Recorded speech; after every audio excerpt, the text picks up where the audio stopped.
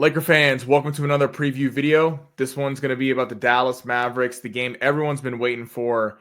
A gazillion storylines in this game. Luka Doncic playing his old team. Dorian Finney-Smith used to be a Maverick as well. Max Christie returning to Los Angeles.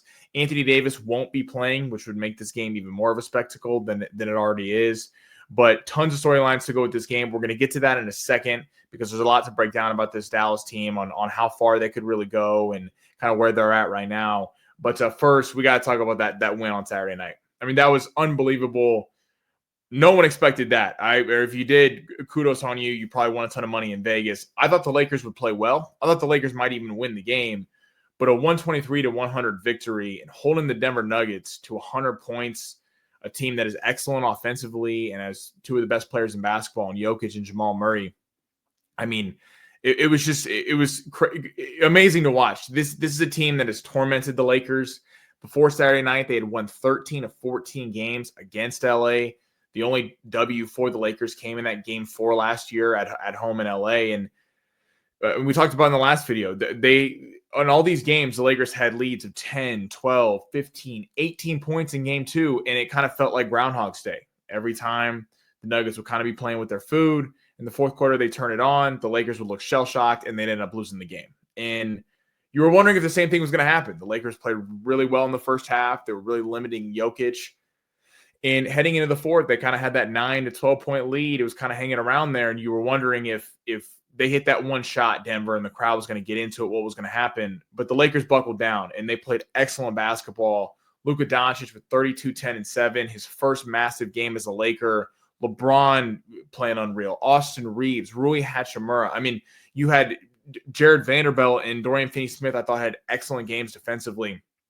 It was really, really one of the best performances I've seen in years from the Lakers in terms of complete performance on the road. 6.5-point dogs going into that game.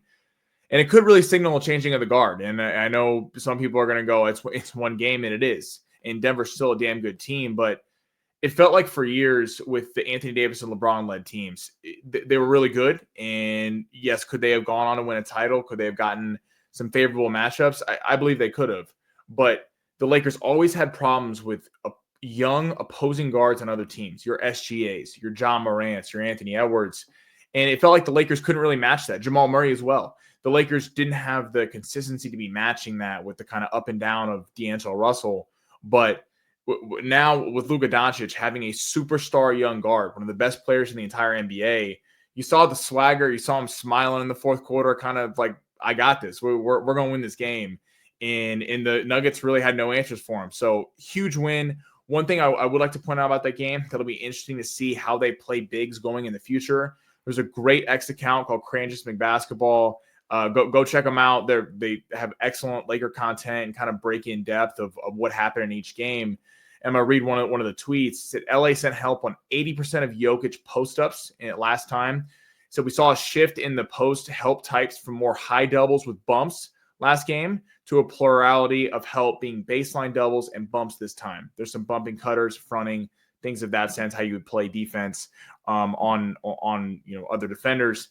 And it was interesting how there was more baseline doubles this time. And I think in the past, he broke down, go to the X account, he broke down kind of in depth what happened. But the Lakers used to kind of double up top, and it'd lead Jokic to kind of get easy layups and find cutting guys. The Lakers really just took away the baseline and said the Nuggets are going to make shots from the outside. I think they were kind of banking on the fact that this Nuggets team isn't the same team that we saw the Bruce Browns, the KCPs in the past of really an elite supporting cast. They got some good players, but they're not as deep as they once were. Christian Brown used to be off the bench. Now he's in the starting lineup. And Aaron Gordon and Michael Porter Jr. weren't making shots. So kudos to the Lakers. Kudos to JJ Redick. So exciting seeing that. And now heading into Dallas, massive game. Massive game because also in the standings wise, Dallas got the Lakers bad a month or two ago. It was one of those games where they actually were missing Kyrie and Luka in the game. And so everyone kind of penciled it in as a Laker W. And that was not the case. They really kind of blitzed the Lakers. PJ Washington had a massive game. Spencer Dinwiddie, the former Laker, had a big game as well. This Dallas team, when the trade happened, just talking about the Luka Doncic trade, everyone kind of said, a lot of the media thought, well, Luka Doncic the Lakers are setting up for the future. And Dallas, even though they gave away an absolutely, terrific young superstar, they're actually built to win now. Anthony Davis had a big game in his first game and then got hurt. He's out indefinitely right now.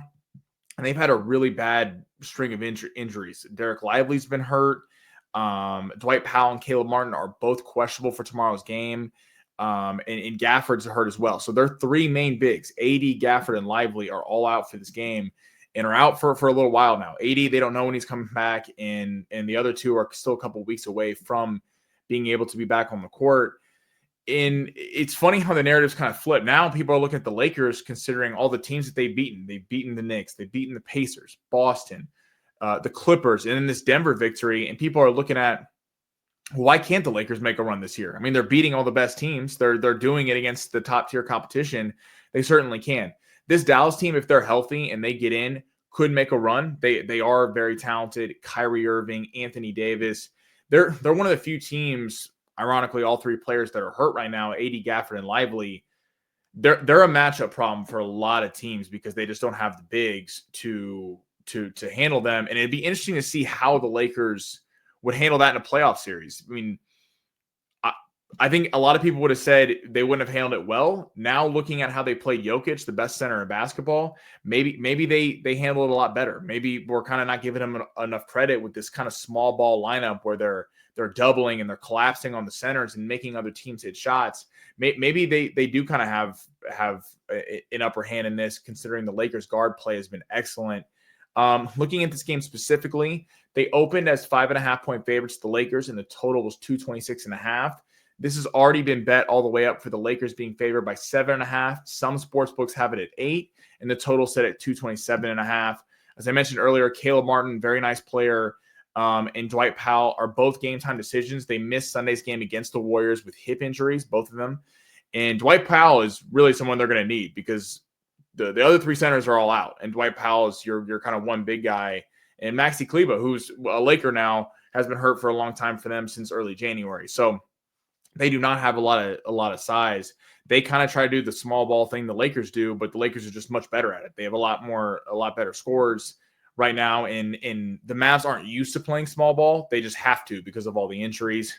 Now, looking at this game, PJ Washington is a guy to watch out for. He cooked the Lakers last time. He's been having a lot of success since over the last 10 games, of averaging around 15 points a game and 8 rebounds. He's actually leading the team in rebounds recently with 8 and kind of on the season.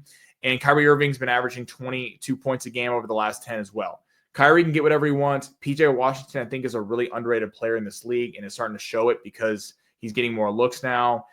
Clay, shooter in the corner. We all know Klay Thompson, Dante Exum, and Kessler Edwards, who's a young player out of Pepperdine who's had some success recently. They kind of round out the starting lineup. Off the bench is where the Lakers do gotta watch and gotta match that energy off the bench. Spencer Dinwiddie, former Laker, he had a big game against the Lakers last time, and he sucked for LA when he was in the purple and gold, but has been having some success with them. And then Max Christie, obviously a part of the Luka Doncic trade. A lot of Laker fans were bummed when we did give him up. That has been a bit of a bummer, but he has been averaging around 15 points over the last 10 games and having a lot of success. And because of all these injuries, he's really been forced into becoming a scorer on this team because behind Kyrie and PJ Washington and the way Clay's been playing, who's been kind of all right, Max Christie's kind of the next go-to guy. He's really kind of developing into something. We kind of saw that coming with the Lakers the few weeks before. He had a big game on the night he was traded, actually, when the Lakers were in New York taking on the Knicks. So I'm happy for him. JJ Redick had a thing about how he'll never stop coaching him and pulling for him. He kind of took Christie under his wing and gave him a lot of minutes when Darvin Ham simply wouldn't. But the last couple of years before, kind of rounding out the bench for them, Jaden Hardy and Prosper are both really young players, but have had some nice games. Hardy had a nice game the other night, and Najee Marshall is kind of being pushed down low now. He's a small forward, but because of their lack of size, they have been pushed down. If Dwight Powell can't play in this game, they're going to be looking at Moses Brown or Kyler Kelly. Brown averages 3.5 points per game. Kelly averages 3. These are their two centers left. I mean, they have been kind of finding them out of the scrap heap because of all the injuries to the center spot that they have had. So there's a position where the Lakers could really take advantage, and the Lakers aren't going to really have to worry about a big. They're just going to go guard for guard. I think that's what's been serving the Lakers so well recently is that I mean, you have Luka and LeBron. Austin Reeves is getting the third best defender. Rui Hachimura might be getting the fourth best defender. And these guys are just having a lot of success. And Luka, Dorian Finney-Smith had a funny comment earlier. You can find it on Bleacher Report where he's like, we're getting wide open shots in the corner because Luka Doncic just kind of hits you wherever on the floor. And I think that the impact of Vando and Dorian Finney-Smith defensively, it's allowing Luka and Reeves and them to all play together. Because that was kind of the concern is Luka and Reeves going to be able to mesh on the floor together, considering they're not great defenders, even though Reeves gives a lot of effort. I've been seeing a little more effort from Luka defensively as well. But Vando and Dorian Finney-Smith and Gabe Vincent have really been picking up the slack. They've really been allowing this team to just flow offensively. Over the last 10 games, the Lakers are 8-2, averaging about 121 points per game. And then they're number one in defensive efficiency over the last 15. And Rui said that that's because they cover each other. It's super exciting, and I can't wait for this one. Lakers got a big stretch coming up with Minnesota on Thursday, then 2 games against the Clippers over the weekend, the Knicks next week. These are all Western Conference foes outside of the Knicks. The Clippers series we're going to get into later this week, I think is very fascinating because the Lakers are 1-1 with the Clippers on the year. So if one of these teams can sweep both of the games, they're going to have a tiebreaker.